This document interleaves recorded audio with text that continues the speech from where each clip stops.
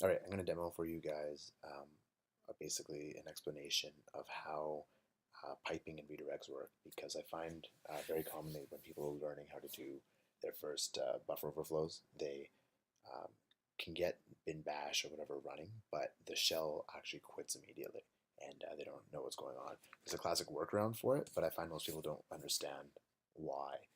So I hope to explain it. Okay, so anyway, we have a very simple vulnerable program here. There's some buffer, there's an overflow, and there's a win function. So if we can overflow this buffer into the return address of this function, we can get it to return to secret function and call bin bash. Easy enough. We're compiling with no stack protector and 32-bit. So first, let's make sure it's vulnerable. It's vulnerable, right? We see a seg fault. Okay, next, let's use GDB. Okay, what I'm going to do is I'm going to do a deburring pattern to make it easy to find the offset. So create the pattern.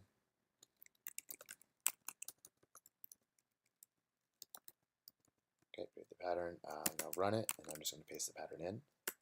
And right here, you'll see that I control EIP. It's 61616169, which is basically this backwards, because this is Little Indian, so it's AAI.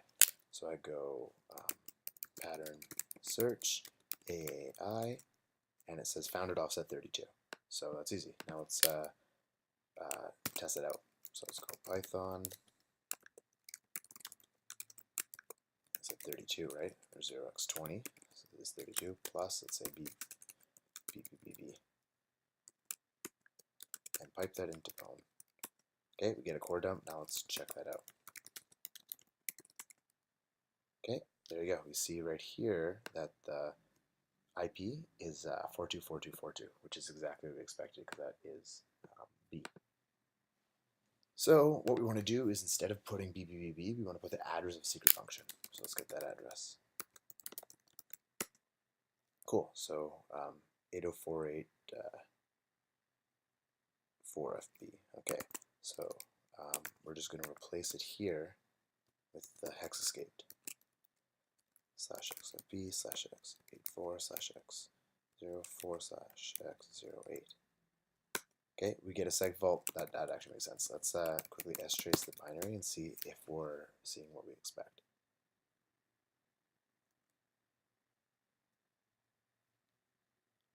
Looks like we actually aren't.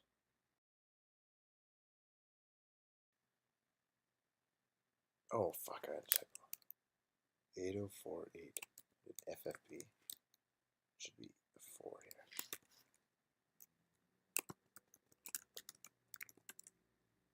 Okay, now let's strace it.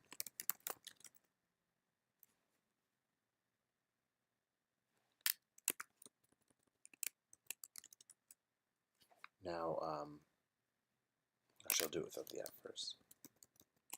There you go. So you entered, that's what's happening, but right here you see there's actually a clone.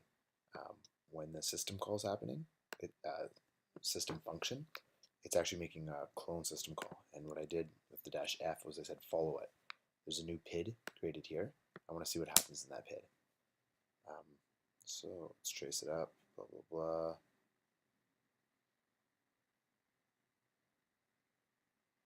Okay, so anyways, the first process is running along and does a clone. So this is the new PID, 2864, and I'm interested in that PID. So let's see what happens with 2864. We can skip all this. This is just loading the binary. And we can actually see right here, it's running bin sh. That's just what system does. And the argument to it is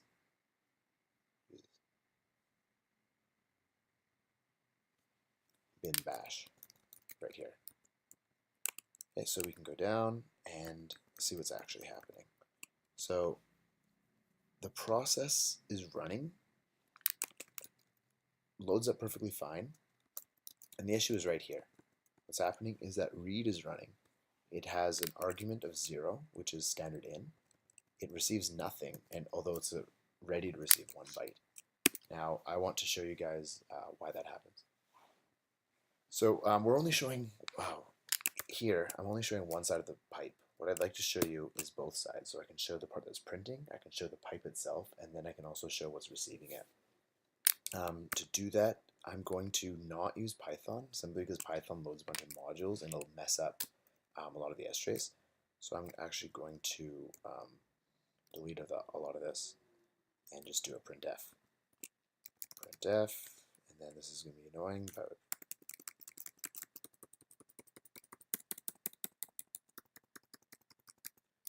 right? And if I run this, I should see a similar strace where there is a fork, which is good. So that means I can just repro it. Now what I want to do is I want to strace both sides. So what I'm doing is I'm stracing. I want to follow, and because this will just trace the left side, I'm actually spawning a shell with a command, and this command is this pipe. This will be a lot more interesting. So we can look at it more easily. I'm going to write it to a file. Cool. So let's look at strace. And hopefully it's colored. Great. Okay, so again, this bin bash is what we expect. This is actually just the outer one. And its arguments are bin bash itself, printf, blah, blah, blah, all the pipe. You can actually ignore that. The part we care about is this printf. So let's look for actually probably this string and see where this is written. Right here. So I just searched for write. I know that 1 is standard out, and this is just printing it out. Now this is PID 2887. You'll see that there's another PID running at the same time. So we should actually see a read that's going to return after this happens. So it looks like the process is still starting up in 288. And here's a read happening. So this standard in is the counterpart to the standard out from the other PID.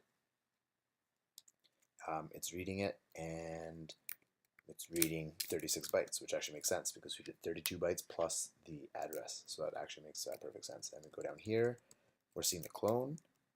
We're seeing this new PID at the end, 2889, and then 2889 is starting. Okay, if we follow that to the end, we're seeing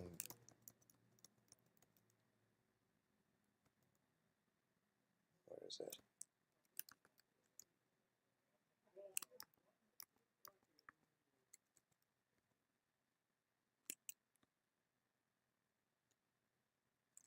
Oh, I might have.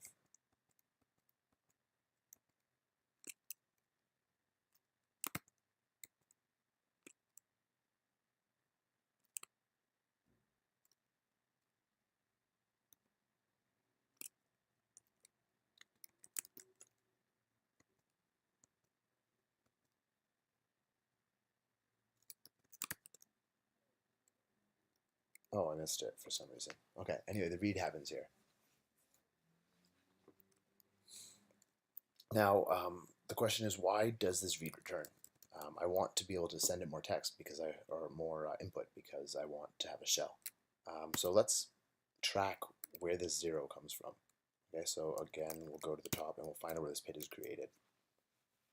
Now, whenever a process is created, it's given 3 standard file descriptors, 0, 1, and 2, which stand for standard in, standard out, and standard error. Now, when you normally run it on a terminal, if I'm here, and I type tty, you'll see that my terminal is devpts1. I can actually check that by going ls of -p bang bang, and we'll see that I have 3 PIDs file descriptors here. There's extra, we don't care about that. Standard in, standard out, and standard error. And we'll see that they all point to devpts1. That actually makes perfect sense. Now, if you were to be on the right side of a pipe, these would actually be different, because when you're on the right side of a pipe, your standard in is actually hooked up to the standard out of another pipe. So how can I demonstrate that? What I couldn't think of earlier, I wanted to show how every process has 3 FDs, and in the normal case, they're actually the TTY. So this window is the TTY. If I show this one, it's PTS2. Here, it's PTS1. Basically, they're just pseudo terminals because Tmux uses pseudo terminals. Point being is if you write to that file, it'll print here. I can go echo hello and write it to /dev/pts/1, and I'll see it there. In fact, I can, if you look here, I actually just wrote it here. Right, I'll do that again. Look on the right window. Right. So that's basically how it works. So if I look at a program, if I go ls-l/proc/self/fd, you'll see that 0, 1, and 2 point to the PTS1, exactly as you'd expect. Now, if you're on the right side of a pipe, on the other hand, your input is actually different. Okay, now similarly, if you're on the left side of a pipe, then your standard out should be different. And again, you can see that the standard 1 is different. So I just wanted to demonstrate that when you run these processes with a pipe on either side, the shell, which is responsible for handling the pipe character, will manipulate your file descriptors so that they are not the standard. But from the perspective of cat or from the perspective of ls, it doesn't know any different. It just has to write to 1 or read from 0. It seems pretty good. Okay, so let's go from the start. So PID 2886, that is the outside bash. It has both sides of the pipe. It has the printf and it has the vulnerable program. Now, as I tried to show, the program on the right has its standard in changed so that it's not a TTY, and the program on the left has its standard out changed, so that is not a TTY. And the way that happens is it gets a new file descriptor that replaces its standard out 1, and the other program gets a new FD to replace its standard in 0. Now, the way that's done is actually the syscall called pipe, which is right here. So we see that 286, which is the original program, creates 2 new file descriptors, 3 and 4. Okay. Now at the same time, it also spawns a program. So right here, there's clone. Okay. I'm going to delete a couple more things that don't matter because it's just confusing. Close, close, close, clone. There you go. Now you see 2 different clones right here. So it creates a pipe with a new file descriptor in process 286, and it clones itself twice, creating 287 and 288, which we see here as a return value. Okay. Now, in 288, what it does is 288 and 287 were cloned after the fact. So they also have the file descriptors 3 and 4. Those file descriptors are the 2 sides of a pipe. One's the write side and one is the read side. So the process 288, I don't know if that's the left side or the right side, but we'll see soon enough, is duplicating FD3, which is the right side, or I guess the read side, into its own 0. So the close earlier I deleted was it closing its own standard in. So what it's doing here is it's replacing its standard in with the pipe 3. Similarly, PID 2887 is closed its standard out, and it's cloning the other side of the pipe 4 over 1. So now what we have, let me go here. Oops.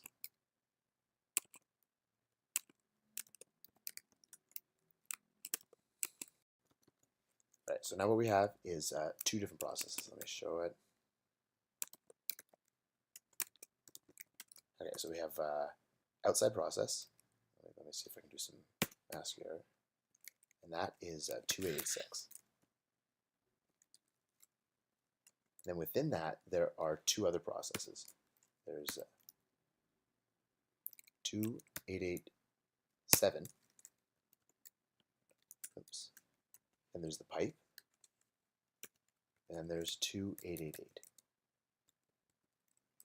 Right, and those represent the printf, the pipe, and the vulnerable program. Now, this program has file descriptor 0, 1, 2, and then the 2 that we created with the pipe, 3, and 4. But it actually deleted, closed those. And the reason it closed them is because it made these two process clones first. So they all have copies. So when these processes are created, they also have 0, 1, 2, 3, and 4. But 287 on the left closes its standard out and copies 4 onto 1. So now its standard out is actually a pipe. And then 288 closes its standard in, and it's the other side of the pipe. What that does is anything that is written, so if you're in 287, if 287 goes right to standard out, and let's get the PID right, and 2888 does read on its standard in, they're actually reading from and reading and writing to each other. So we've actually established a channel. Right, so now this is 288 is the right, and we see this executing pwn, the executable. If you look farther down, where's 2887? So the reason you won't see printf as an execve, so if you look here, you see pwn running, you won't see it to 2887 simply because printf isn't necessarily a binary. If you go type printf, you'll see it's a shell built in. So that means that it doesn't have an exec it, it's just basically a function call within the bash binary, which is already running. Anyway, so now 2887 is actually writing to 1 that whole buffer, which as we know is actually going to be written over this pipe, which pwn can read. So if you go down to a read call, we know it's going to read 0, so I'm just searching for that. It's actually reading, and as you see here, the exact same data, and that's how the data makes it across the pipe. And you see it's cloning, you see the exploit happening, so here's the clone, right? And I got lost for a second. It's running bash. See right here, it's reading the elfin.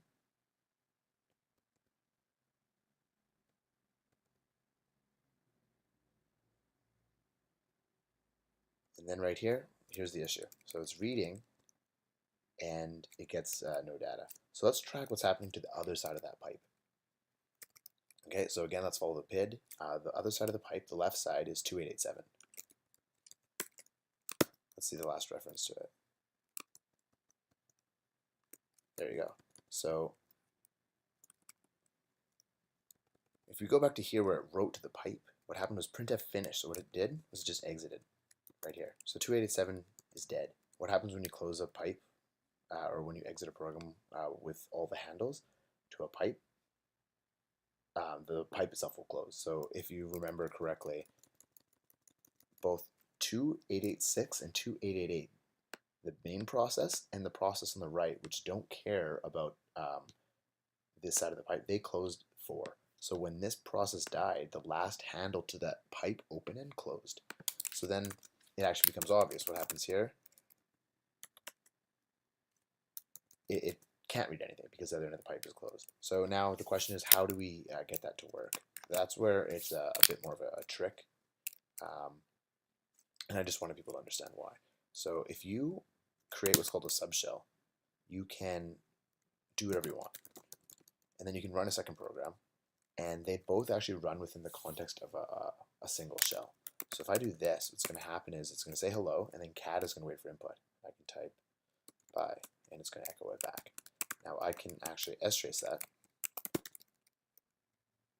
I have to do the bin bash trick again. And I'll actually similarly see how it's waiting. I can type hello, hello. So what that does is it creates a subshell that will let a file descriptor stay alive, because now I have PID X,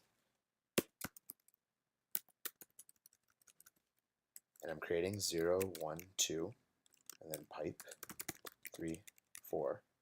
Actually, I'm not even creating pipe 3, 4. I should have done an example where I am. Say it's like this. Yeah, I can do it like this.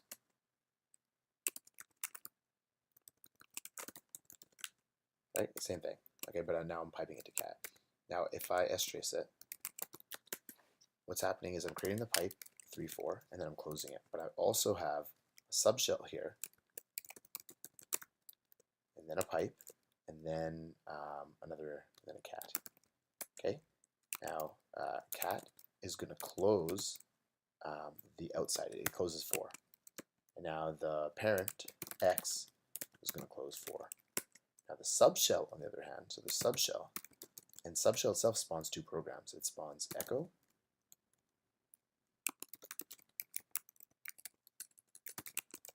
and it spawns cat. But here it actually holds on to its output 4.